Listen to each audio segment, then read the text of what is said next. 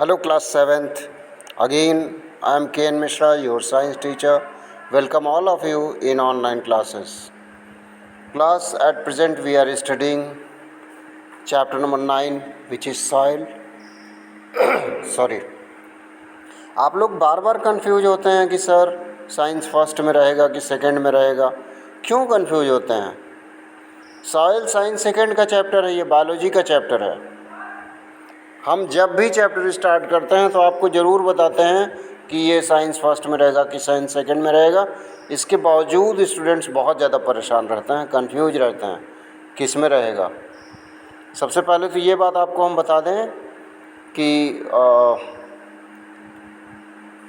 कुछ chapters cut किए गए हैं आपके सिलेबस से. इसी वजह से हमने आपको सिलेबस सेंड किया था. अभी 1-2 दिन पहले हमने सिलेबस सेंड किया है आपके पास. उस सिलेबस को आप देख लीजिए, समझ लीजिए बच्चों खूब अच्छी तरह. केवल 4 चैप्टर ही आपके एग्ज़ाम में आएगा SA1 समेटिव 1 में. मतलब आपके हाफ ईयरली एग्ज़ाम में सिर्फ 4 चैप्टर्स आएंगे. 2 चैप्टर साइंस फर्स्ट के हैं, 2 चैप्टर साइंस सेकंड के हैं. ठीक है. For detail you can observe the syllabus which I have sent to you very carefully. Now come to today's topic, that is soil. Today I am going to discuss with you about soil and crops. एक बात और, soil and crop के पहले ये page number 122 open करिए जल्दी से. soil and crops के पहले ये इतना सारा देखिए लिखा हुआ है, U-V और पता नहीं क्या क्या अपॉन 50 × 100. ये सब कुछ क्या है? अगर होमवर्क किए होते आप लोग तो आप लोगों को पता रहता कि ये क्या है. इसके पहले वाले पेज में एक्टिविटी 5 दी हुई है, चैप्टर 9 का एक्टिविटी 5. वो एक्टिविटी 5 हमने कहा था कि आप पढ़िएगा, ये आपका होमवर्क है. उसी एक्टिविटी 5 का ये कैलकुलेशन दिया हुआ है कि हम वाटर एब्जॉर्बिंग कैपेसिटी सॉइल की कैसे मेज़र करेंगे, कैसे निकालेंगे. अगर आपने पढ़ा है तो ठीक है, और अगर नहीं पढ़ा है इस एक्टिविटी 5 को तो जब हमको पता चल जाएगा कि आप नहीं पढ़े हैं तब हम ये चीज़ आपको क्लियर करेंगे. Now come to soil and crop. Students, as you know that soil is of 3 types, sandy, loamy and clay. 3 तरह की. अब इन 3 तरह की सॉइल में अलग अलग तरह के क्रॉप्स होते हैं. ये नहीं कि बस उतना ही क्रॉप होगा, एक ही क्रॉप हर सॉइल में होगा. अलग अलग आपकी बुक में लिखा हुआ है, as written in your book. Different parts of our country have different type of soil. In some parts there is clayey soil, in some parts loamy, while in some other parts there is sandy soil. The amount of water absorbed by the soil affect the crop production at that place. मतलब कितना water absorb कर रहा है वो soil, इसी पर depend करता है ओवरऑल क्रॉप का प्रोडक्शन उस प्लेस पे. Sometimes in areas where there is a lot of clay in the soil, water stays or stagnates above the soil when there is heavy rainfall.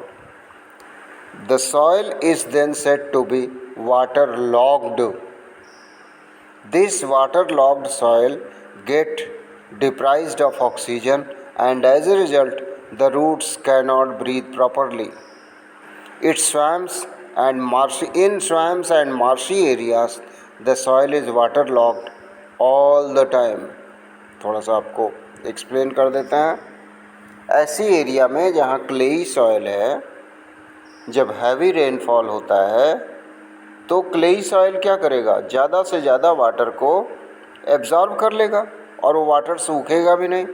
इस condition को हम कहते हैं वाटर लॉगिंग या water logged condition. आपकी book में लिखा हुआ है दिस वाटर लॉग. और ये जो वाटर लॉग्ड सॉइल है इसमें ऑक्सीजन नहीं होती है, क्योंकि ऑक्सीजन के लिए जगह ही नहीं है. सॉइल के मॉलिक्यूल्स बहुत इंटैक्ट हैं, कॉम्पैक्ट हैं, काफ़ी करीब हैं सॉइल के molecules. So there is deprived of soil लिखा हुआ है. तो इससे क्या होगा, इससे जो प्लांट की रूट्स हैं वो ब्रीथ नहीं कर पाएंगी प्रॉपरली, ठीक है। तो जब प्लांट की रूट्स ब्रीथ नहीं कर पाएंगी प्रॉपरली तो इससे प्लांट की ग्रोथ अफेक्टेड होगी। एक एग्जाम्पल लिखा है, in swamps and marshy areas the soil in water locked all the time. तो स्वैम्प्स में और मार्शी एरियाज़ में, मार्शी एरिया किसको कहते हैं, दलदल का नाम सुना है। तो मार्शी एरियाज़ में और स्वैम्प्स में क्या होता है, वाटर लॉक्ड सॉइल रहती है हमेशा,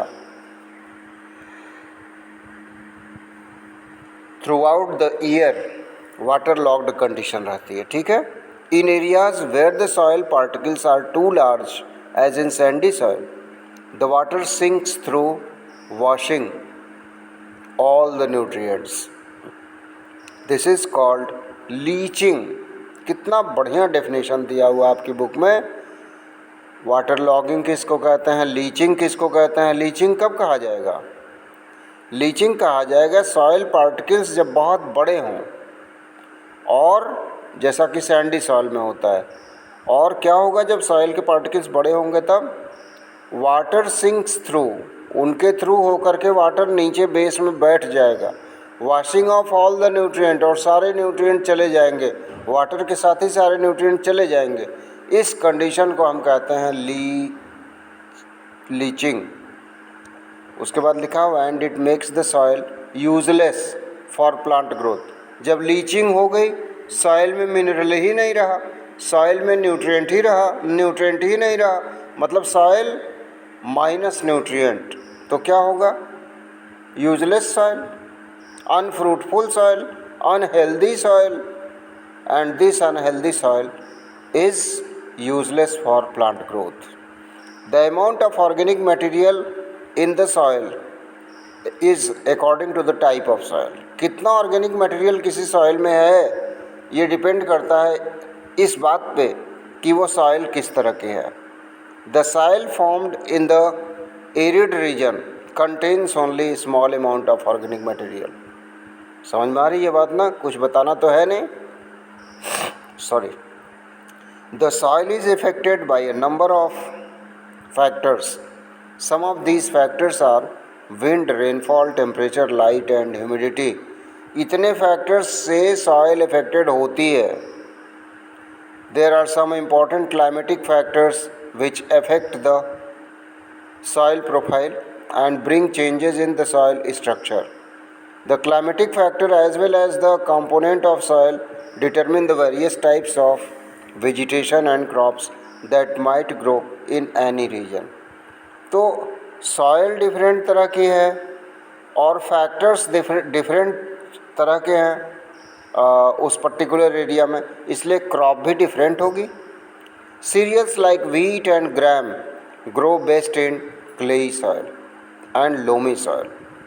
तो ये व्हीट और ग्राम जो हैं ये क्लेई और लोमी सॉइल में होते हैं, as these are good in retaining water.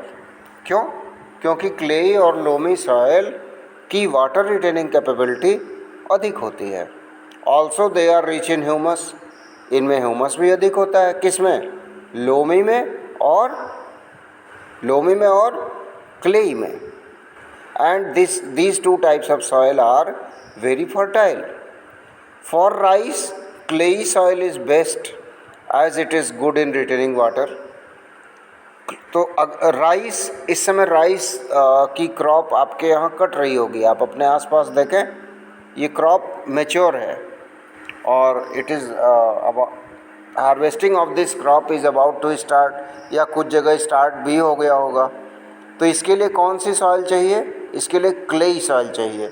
क्यों, because clayey soil retain water for a long duration.